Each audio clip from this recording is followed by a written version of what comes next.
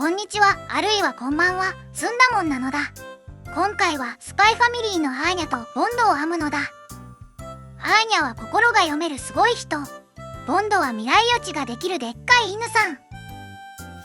はじめは原作4巻のシーンを編もうとしてたけど、もうフィギュアになってるし、別に僕が編まなくてもいいかな。ボンドの体勢がクソむずいのだ。こんなの編めるわけねえのだ。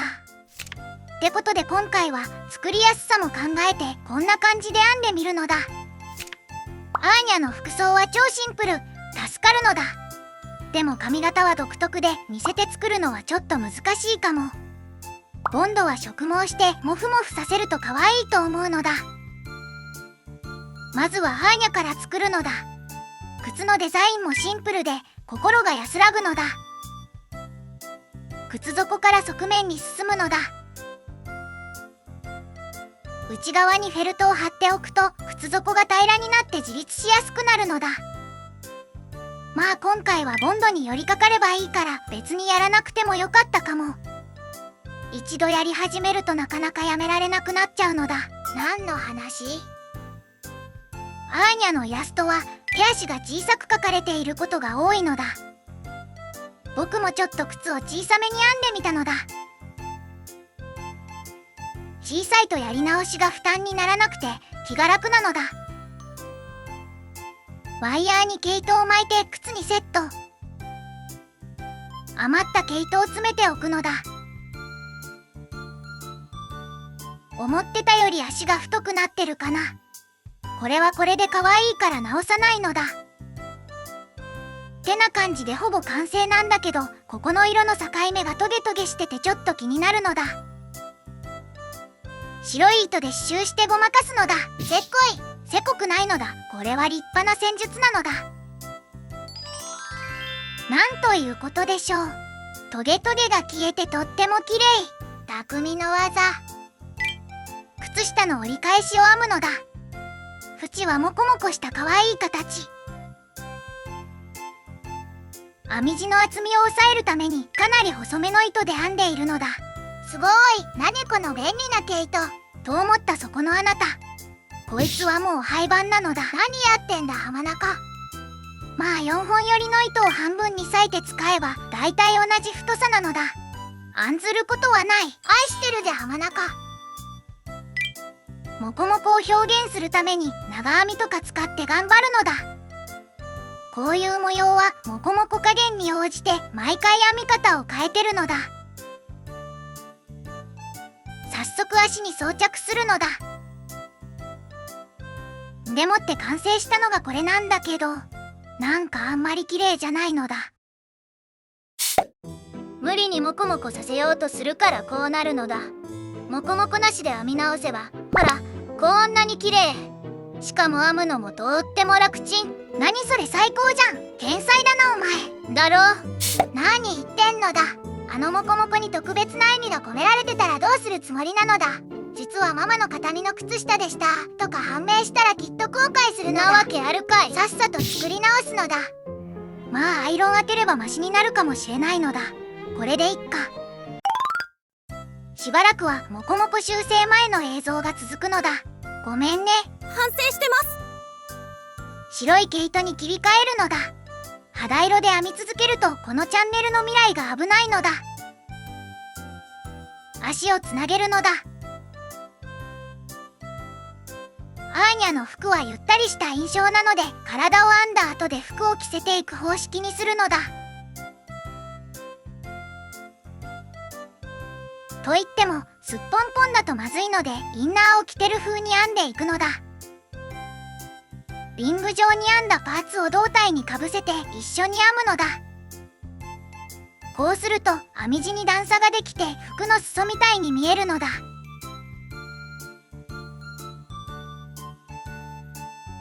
今回のお手手はミトンタイプにするのだ。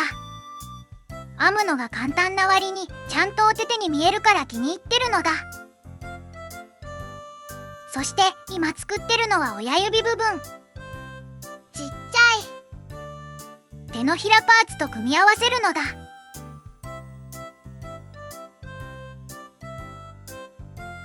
糸をを巻いたワイヤーを接着剤で固定するのだ。ワイヤーが引っこ抜けないようにするのだ。今まで親指にもワイヤーを入れてたけど大して意味がない気がするので、今回は手のひらだけなのだ。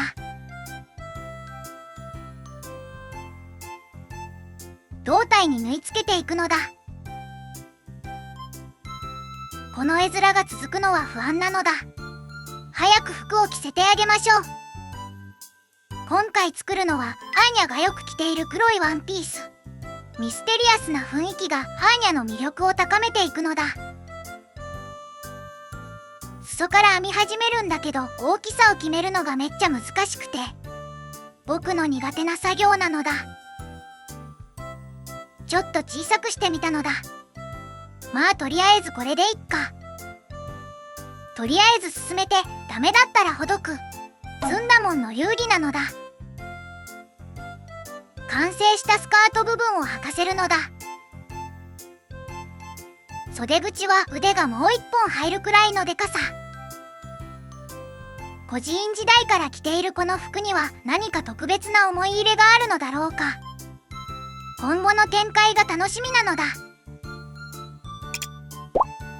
さてここから襟元のラインを目指して編み目を減らすんだけど、服がでかすぎるからガンガン減らさないと間に合わないのだ。そこでとっておきを見せてやるのだ。1回2回まさか3回、マジかよ。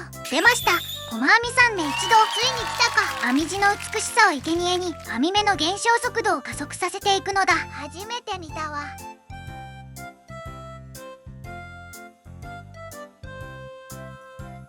アーニャの頭は少し特徴的な形をしていて、頭頂部が細くなってる気がするのだ。この独特なシルエットがアーニャっぽさを生み出すのではないだろうか。ということで、かつてないくらい細長い頭を編んでいくのだ。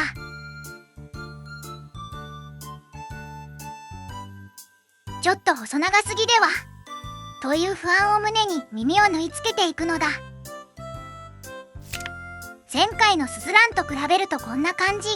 細長い。キャラを編むときに最初に立ちはだかる壁をご存知だろうか。わかるかな。それは毛糸探し。正解。アーニャの髪の毛にぴったりなピンク色を探すのは大変なのだ。そんな時、膨れ上がる僕の在庫が助けになるのだ。また毛糸買っちゃったんだ。ギク。今回の髪の毛はこれを使ってるのだ。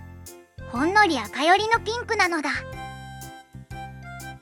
横髪のパーツをひねって内巻きのゆるいパーマみたいにしておくのだ。編み地が重なってボリュームも漏れるから一石二鳥なのだ。前髪もゆるくカーブするように編んでいくのだ。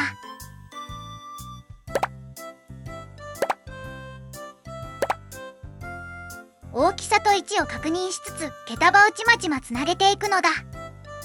毛束の大きさがなるべく不揃いになるようにすると自然な仕上がりになるのだ。頭の細長さに沿わせるように少しずつ編み地をすぼめていくのだ。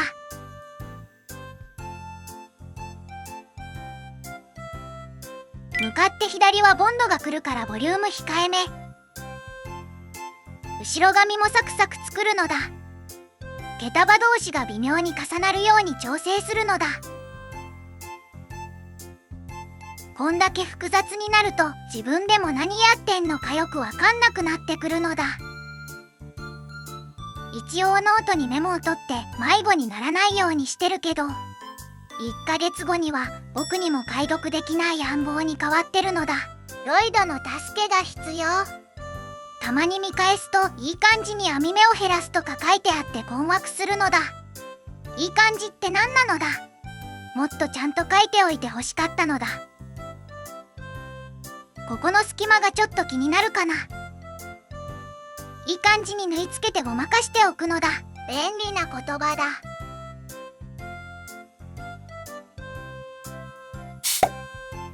結構可愛いのだ。でもなんか頭がでかすぎてバランスが良くない気がするのだ。服が小さすぎたかな。服服をもっと大きく編み直すのだ。何言ってんのだ。服の糸始末はもう終わってるのだ。もしほどいたらこの状態に戻せなくなるのだ。今の服でも十分可愛いと思うのだ。よくわかってんじゃん。最高だなお前。だろ。でも作り直したらもっと可愛くなるのだ。そうとは限らないのだ。どうせ大して時間もかかんねえし。いや結構時間かかると思う。ちょこんと水を修正すれば余裕なのだ。水はもう暗号になってて読めないの。さっさとほどいて編み直すのだ。まあとりあえず試してみるのだ。毛糸をじゃんじゃんほどくのだ。できるじゃねえか。少しだけ大きく編み直したのだ。素晴らしいな。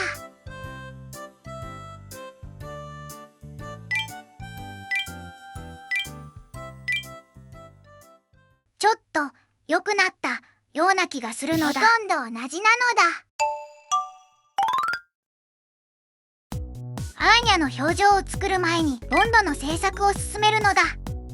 ボンドがいた方がアーニャの感情をイメージしやすいと思うのだ。まずは実際に作る大きさのイラストを描いておくのだ。植毛前の細々ボンドも描いておいて、これに合わせて編み物を進めるのだ。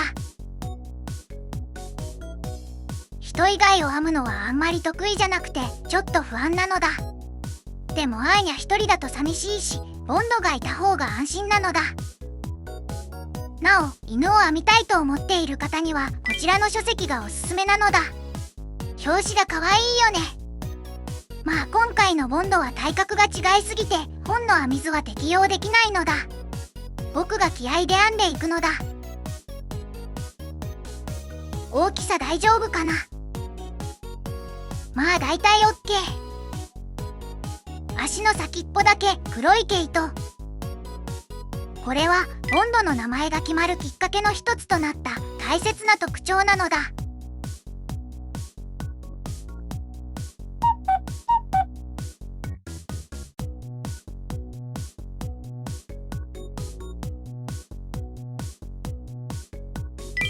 これで準備 OK なのだ。目は本当にこの位置でいいの？もっと下では？パーツの大きさはそこそこ正確に編んだのだ。最初のイラストに沿って進めれば間違いなくボンドになるはずなのだ。できたのだ。完璧じゃねえか。やったね。試しにアーニャと並べてみるのだ。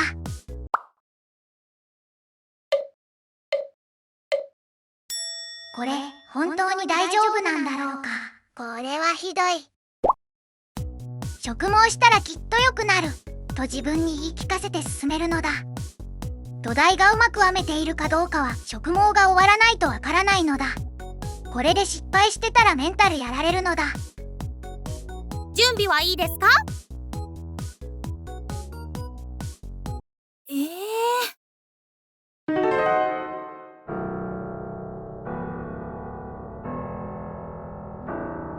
これ本当に大丈夫なんだろうか。こいつはもう終わったな。とりあえずブラシで毛糸をほぐしていくのだ。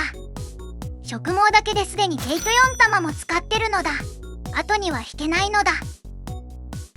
どれくらいほぐしたらいいの？僕にもわかりません。毛糸っぽさがギリギリ消滅するくらいでしょうか。ここからはハサミで毛の長さを調整したり、フェルトニードルで形を整えていくのだ。始めます。ありのまま今起こったことを話すのだ。編み物動画を見ていたと思ったらいつの間にか犬がトリミングされてたのだ。何を言っているのかわからねえと思うが、僕も何をされたのかわかんないのだ。だいたい終わったのだ。ふわっふわなのだ。なお、この作業を進めると足先が毛まみれになるので、あらかじめラップとかを巻きつけておくのがおすすめなのだ。あとは尻尾をつけてお顔周りをいい感じにしていくのだ。ボンドはあまり若い犬ではないのだ。優しさと慈しみを感じる表情を目指していくのだ。鼻の接着は裁縫上手先輩にお願いするのだ。どうもです。先輩かっこいいっす。ここの縫い付けは難しいのだ。試しにアーニャと並べてみるのだ。おー、すごいすごい。リボンはフェルトで作るのだ。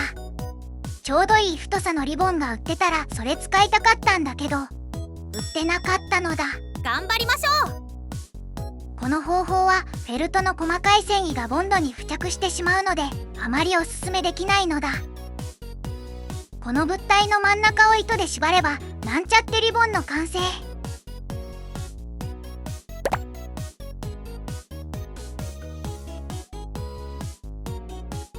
両端のスナップボタンで取り付ける仕組みなのだ。後ろの方はモフモフの中に埋めていくのだ。黒い繊維がめっちゃ飛び散るのだ。これでボンドは完成なのだ。おめでとう。なんか子犬っぽいけど超可愛いから100点ってことで。ボンドのモフモフに埋もれるのはどんな気持ち？それはね、幸せな気持ち。触れるぬくもり、ボンドの匂い、包み込まれる安心感。人は思わず笑顔になるのだ。ということで、にっこり顔の刺繍をするのだ。アーニャは顔芸が達者なので、にっこり以外の表情で作っても楽しそう。照れまくりのダミアンくんと並べたりしたら、尊みが天井突破するのだ。ダミアン様、顔真っ赤ですよ。二重まぶたでキュートに決めるのだ。ダミアンくんの心臓はもう限界なのだ。にっこり笑顔は制作が簡単な割に可愛く仕上がるのだ。皆さんもお試しあれ。この眉毛はほとんど前髪に隠れる運命なのだ。フェルトを切って口を作るのだ。今まではこれを顔に貼るだけだったけど、今回はその前に口周辺の編み地をへこませてみるのだ。フェルトの厚みのせいで口が出っ張ってしまう不具合を解消するのだ。緊張の瞬間、ずれたらマジで笑えないのだ。最後に元気なほっぺを刺繍すれば顔はだいたい完成なのだ。ちょびっと目と口が近いけど、これは僕の絵柄みたいなものだと思ってるのだ。イラストと同じで、編みぐるみは作り手の個性が色濃く反映されていると思うのだ。作品を見るだけで誰が作ったものなのか大体わかったりするのだ。僕が作るとなんかキャラが幼くなってるような気がするのだ。ボンドが若返ったのもきっとこのせいなのだ。違うと思います。アーニャのトレードマークの角っぽい髪飾り。普通に編むだけでなんかそれっぽい模様になってラッキーなのだ。この髪飾りにも何か秘密があるのかな。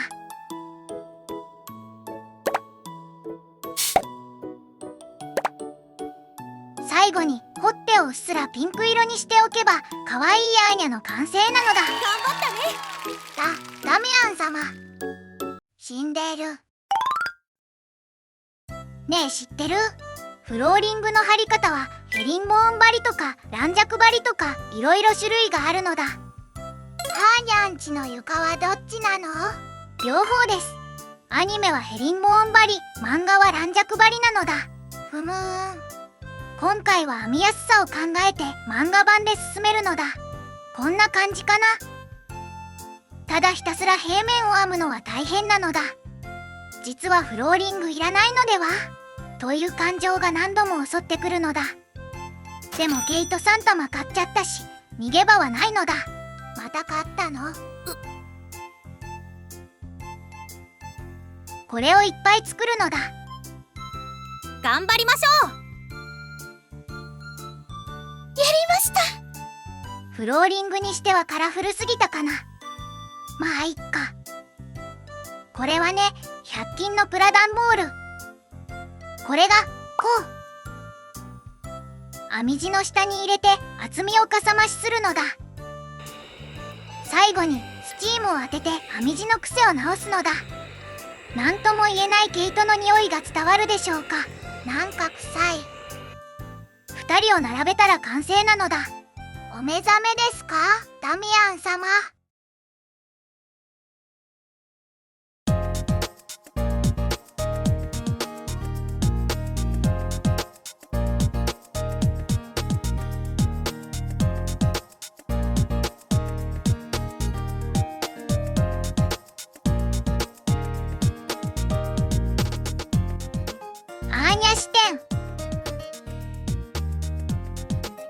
ふもふにダイブ。ほっぺがチクチクくすぐったい。ボンドの胸毛の圧がすごい。切りすぎると戻せないからビビってあまり切れなかったのだ。アーニャはかわいい。今回の動画はこれでおしまいなのだ。ご視聴あざざましたのだ。